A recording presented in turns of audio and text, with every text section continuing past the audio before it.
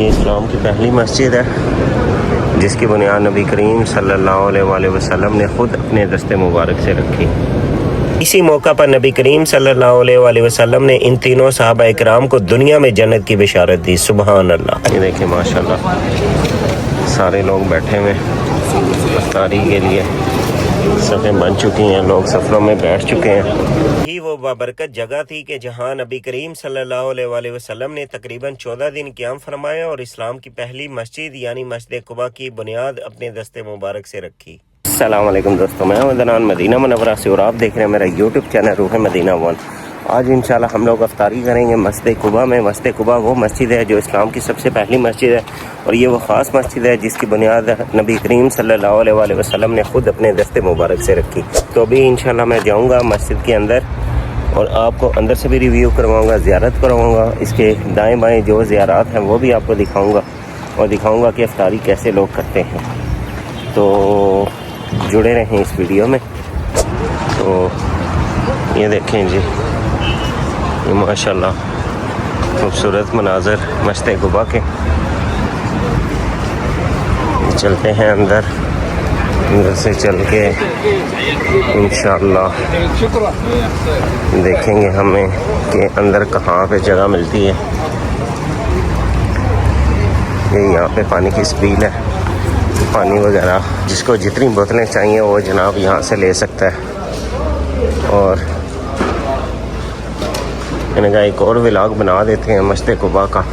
باہر بھی سفرے وغیرہ لگے ہوئے ہیں، جو لاسٹ میرا ولاگ تھا نا وہ میں نے باہر سے بنایا تھا افطاری کا۔ تو ابھی اندر جاؤں گا میں، اندر سے انشاءاللہ ہم لوگ اندر ہی چلتے ہیں، اندر ہی افطاری کریں گے۔ اندر سے ہی خوبصورت مناظر جو ہیں وہ میں اس میں صرف آپ لوگوں کے لیے ریکارڈ کروں گا۔ اور یہاں پہ چپل وغیرہ پہلے سنبھال لیں اپنی، یہ ریکس بنے ہوئے، کوشش کیا کریں ان ریکس کے اندر ہی آپ چپل رکھیں، کیونکہ اگر آپ باہر رکھتے ہیں تو چانسز ہیں کہ صفائی وغیرہ جو کرنے آتے ہیں وہ ہو سکتا ہے آپ کی چپل وغیرہ جو اس کو ریموو کریں۔ یہ دیکھیں جی ماشاءاللہ یہ خوبصورت تختی، یہ مین انٹرنس ہے مسجد قباء کی۔ اللہ مغفر لنا۔ یہ سب سے پہلی اسلام کی مسجد اور یہ اس کے خوبصورت مناظر۔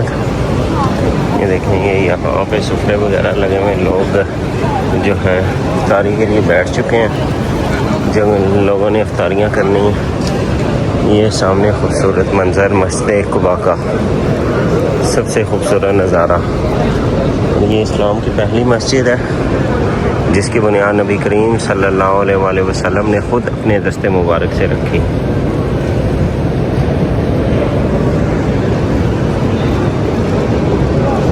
یہ دیکھیں جی ماشاءاللہ یہ خوبصورت مناظر مسجد قباء کے۔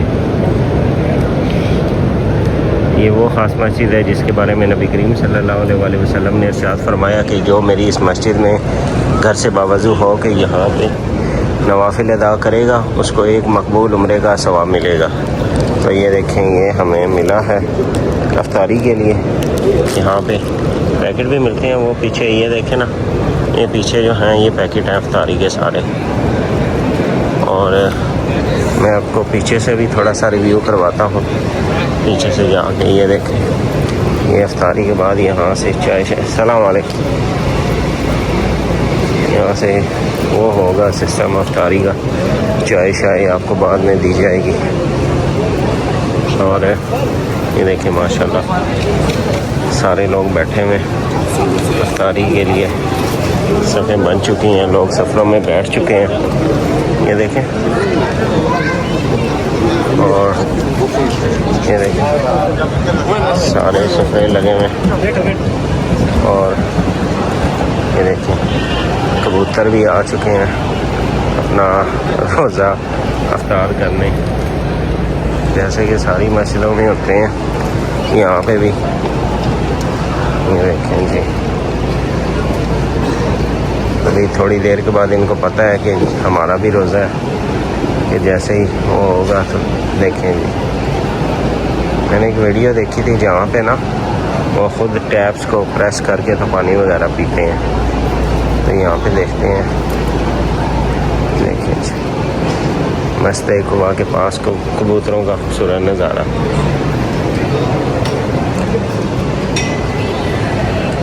یہ دیکھیے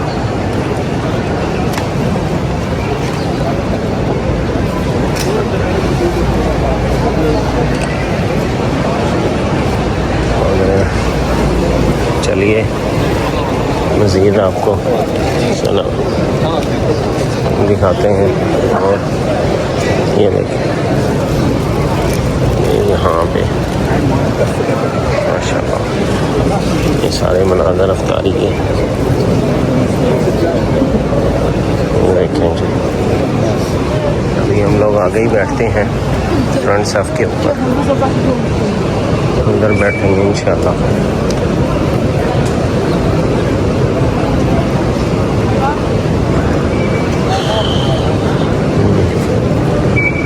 چلیے جی آج ہم لوگ یہاں پہ افطاری کریں گے انشاءاللہ عز و جل. اللہ اکبر.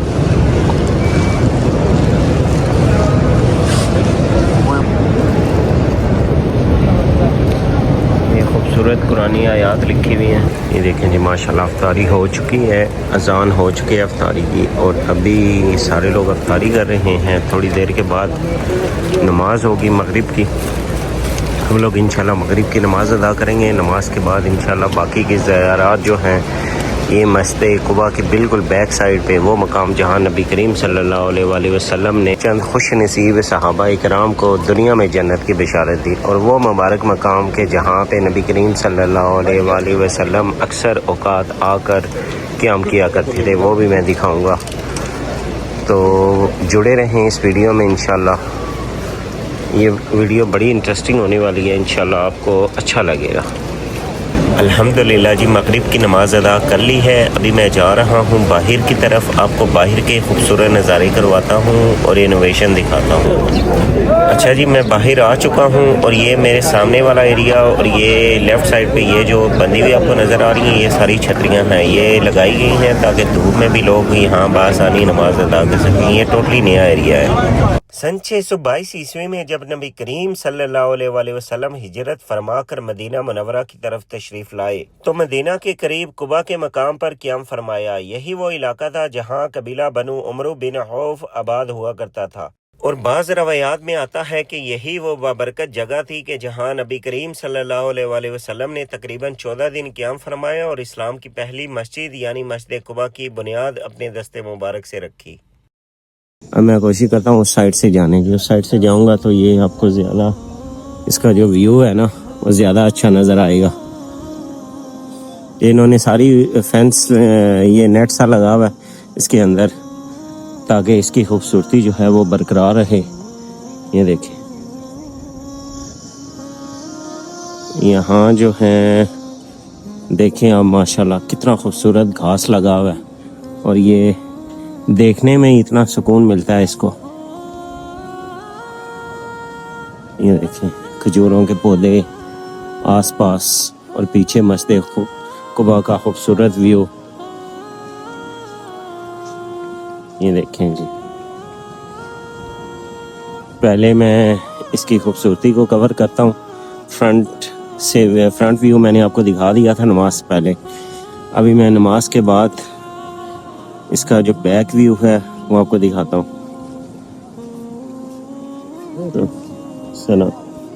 تو یہ دیکھیں ماشاءاللہ. اچھا یہ جو سامنے آپ کو بورڈ نظر آ رہا ہے نا, اس کو بیر عریس کا بورڈ کہتے ہیں, اور یہ جو گول سا سرکل ہے یہاں پہ کسی دور میں ایک کنواں ہوا کرتا تھا جس کا نام تھا بیر عریس. یہ جگہ سیرت نبوی صلی اللہ علیہ وآلہ وسلم سے جڑی ہوئی ہے. ایک موقع پر نبی کریم صلی اللہ علیہ وآلہ وسلم اس کنویں کے کنارے پر بیٹھے تھے. آپ صلی اللہ علیہ وآلہ وسلم کی دائیں طرف حضرت ابو بکر صدیق رضی اللہ تعالیٰ عنہ بیٹھے ہوئے تھے, اور آپ صلی اللہ علیہ وآلہ وسلم کی بائیں جانب حضرت عمر بن خطاب رضی اللہ تعالیٰ عنہ بیٹھے ہوئے تھے.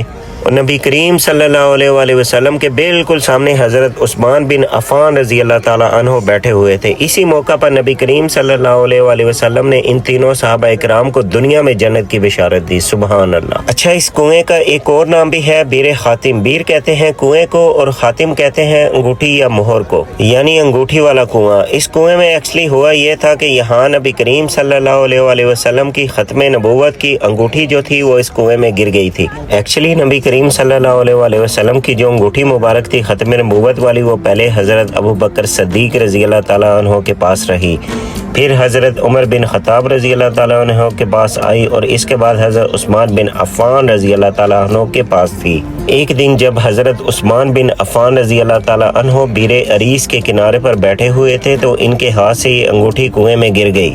اس انگوٹھی کو نکالنے کی بہت کوشش کی گئی لیکن وہ دوبارہ نہیں مل سکی، تو اسی وجہ سے اس کنویں کو بیر خاتم کے نام سے بھی جانا جاتا ہے، بیر عریس کے نام سے بھی جانا جاتا ہے، رنگ ویل کے نام سے بھی جانا جاتا ہے، انگوٹھی والے کنویں کے نام سے بھی جانا جاتا ہے۔ اگر میں اس کی لوکیشن کی بات کروں تو یہ مسجد قباء کے بالکل بیک سائڈ پہ سچویٹڈ ہے، آپ کو ایزیلی مل جائے گا۔ تو ابھی میں جا رہا ہوں دوسری زیارت کی طرف۔